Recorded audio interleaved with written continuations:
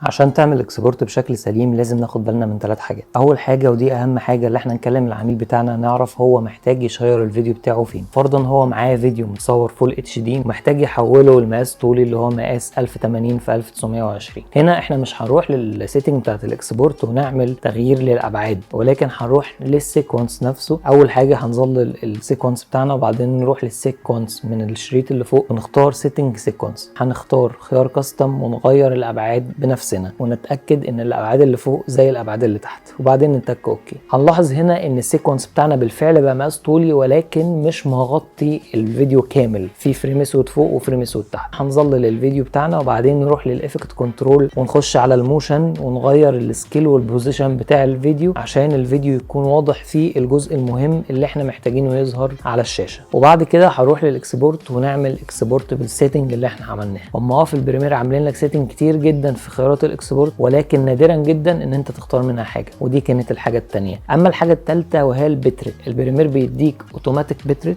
حاجه هو شايفها مناسبه لحجم البكسل والكواليتي بتاعت الفيديو بتاعتك، ولكن انت لو عايز تطلع حاجه ريزوليوشن عالي جدا بتنزل عند الفيديو من تحت وبتزود القيمه اللي البريمير مقترحها عليك. ولكن خد بالك هي مش بتديك كواليتي عالي قوي اللي انت تتخيله، بتحسن شويه شكل الفيديو خصوصا لو انت هتعرض الفيديو ده على شاشات كبيره. وخلي بالك ان النقطه دي بتاثر جامد جدا في حجم الفيديو بتاعك بالميجا. الفيديو اللي قدامنا 10 بتريت، انا زودته ل 15 بتريت. ملاحظين ان حجم الفيديو زاد. طب تعالوا نخليها 5 بتريت، هنلاقي حجم الفيديو قل. فاللي هنطلع منه ان البتريت لو زادت هتكبر لي حجم الفيديو، ولو نقصت هتصغر لي حجم الفيديو. ولما القيمه تكبر هتحسن شويه من الكواليتي بتاعت الفيديو، ولكن مش هتكون الفرق الشاسع. انا عارف ان ممكن واحد يجي يقول لي طب انا هخليها 1 عشان اصغر حجم الفيديو. هقول لك هي مش بالنصاحه، انت لو قللتها ل1 بتريت هتلاقي الكواليتي بتاعت الفيديو بشع جدا. فخلي بالك ممكن تزود، لكن بحكم خبرتي بقول لك ما تقللش عن 5 بتريت. وقبل ما نتك على الاكسبورت لازم ناخد بالنا من حاجه مهمه جدا،